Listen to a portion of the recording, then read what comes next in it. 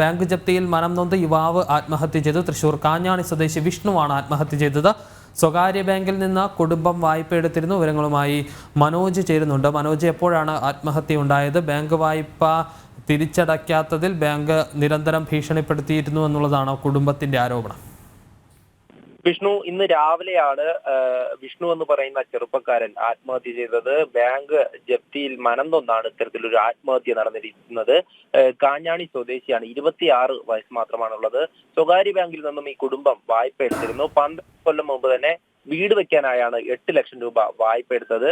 ഇതിൽ 8,74,000 രൂപയാണ് തിരിച്ചടച്ചിട്ടുള്ളത്. അതിൽ തന്നെ ഈ തിരിച്ചടവ് ഇടയ്ക്ക് മുടങ്ങിയതോടെയാണ് കുടിശ്ശികയായി മാറിയത്. 6 ലക്ഷം കുടിശ്ശിക വന്നതോടെ വീട് ഒഴിയാൻ വേണ്ടി ബാങ്ക് ആവശ്യപ്പെടുകയായിരുന്നു. ഇന്ന് ഈ വീട് ഒഴിഞ്ഞ് ബന്ധുവീട്ടിലേക്ക് മാറാനിരിക്കെയാണ് ഇത്തരത്തിലൊരു ആത്മഹത്യ നടന്നിരിക്കുന്നത്. എന്തായാലും വിഷ്ണു ഈ ബാങ്കിന്റെ ജപ്തി നടപടിയിൽ മനംനൊന്തുകൊണ്ടാണ് ഇന്ന് ഈ കിടപ്പുമുറിയിൽ തൂങ്ങി മരിച്ചത്.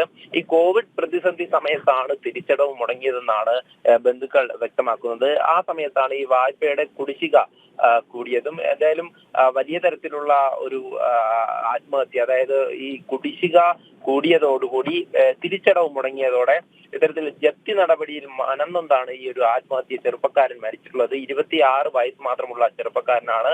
ഈ രാവിലെ കിടപ്പുമുറിയിൽ ഇത്തരത്തിൽ തൂങ്ങി മരിച്ച നിലയിലായിരുന്നു കണ്ടെത്തിയത്. അതിനുശേഷം പോലീസ് എത്തി മറ്റ് നടപടികൾക്ക് ശേഷം ഇപ്പോൾ മൃതദേഹം തൃശൂർ ജില്ലാ ആശുപത്രിയിൽ എത്തിച്ചിട്ടുണ്ട്.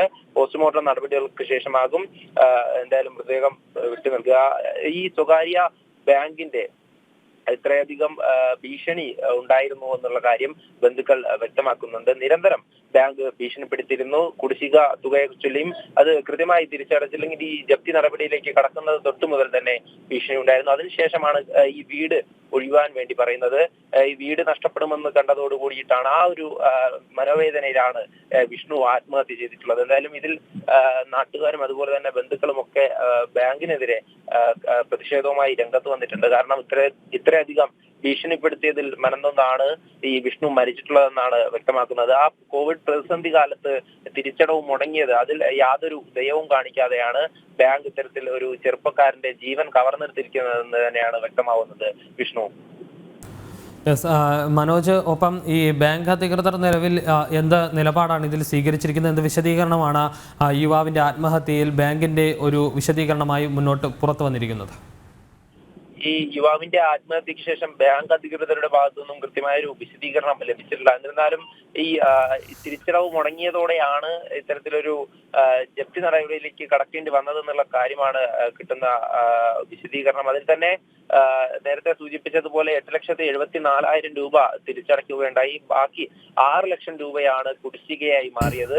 ഇത് തിരിച്ചടയ്ക്കാൻ വിഷ്ണുവിനും കുടുംബത്തിനും സാധിക്കാതെ വന്നതോടുകൂടിയാണ് ഈ ജപ്തി നടപടിയിലേക്ക് കടന്നത്. സ്വാഭാവിക നടപടി എന്നുള്ള തരത്തിലാണ് ബാങ്കിന്റെ അധികൃതർ പറയുന്ന മറുപടി. എന്തായാലും അതിൽ തന്നെ കൃത്യമായൊരു വിശദീകരണം, അതായത് ഈ ആത്മഹത്യയിൽ ഇത്തരത്തിൽ ബാങ്കിന്റെ ഭീഷണി ഉണ്ടായിരുന്നു എന്നുള്ളതിനെ പറ്റിയിട്ടുള്ള കൃത്യമായ വിശദീകരണം ഇതുവരെ ലഭിച്ചിട്ടില്ല. വിഷ്ണു.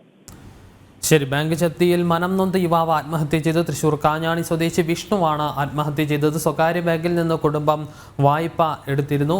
മനോജാണ് തൃശൂരിൽ നിന്ന് വിശദാംശങ്ങൾ നൽകിയത്.